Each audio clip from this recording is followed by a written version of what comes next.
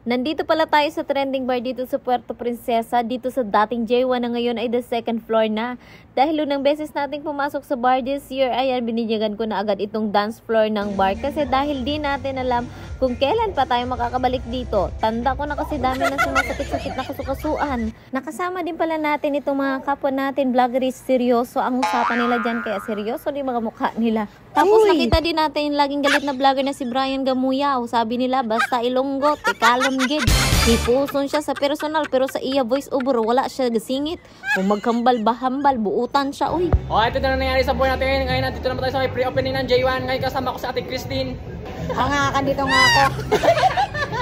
At pinanood ko muna itong kaibigan kong singeres dito sa the second floor. Ayun, kagaling niya magtubol ng bula.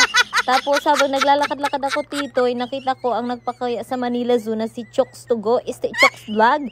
Digitan na rin na di sa Palawan Pawn Shop, aga binurit di sa nga tubangan. At pagkatapos nga namin mag-usap-usap ay nagaya na sila na pumasok sa disco room. At pagbukas na ng pintuan ay may naalala kong kagimbal-gimbal na pangyayari dito sa lugar na to. Noong nakaraang taon yun nangyari. Tumatak talaga sa utak ko yun dahil napanood ko kasi. Oh, wow. Ewan ko lang kung naalala nyo pa. At pagpasok mo sa loob, pwede kang manalamin dito kay pagkalaki-laki ng salamin nila. At kung lasinggero ka o lasinggera, marami kang pwedeng pagpilian dito na iba't ibang klase ng alak, hardman o beer. O kung gusto mo naman, meron din sila mga alcoholic at non-alcoholic drinks na binibenta dito. Oh, Kaya wow. sa sobrang tuwa natin, eto, inaya ko na din sumayaw si Brian at napasayaw ko din pala itong nonchalant namin kasama na si Kuya Bars.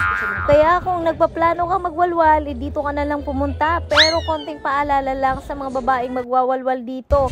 Please take care of yourself. So hanggang dito na lang. Maraming salamat sa panonood. Bye!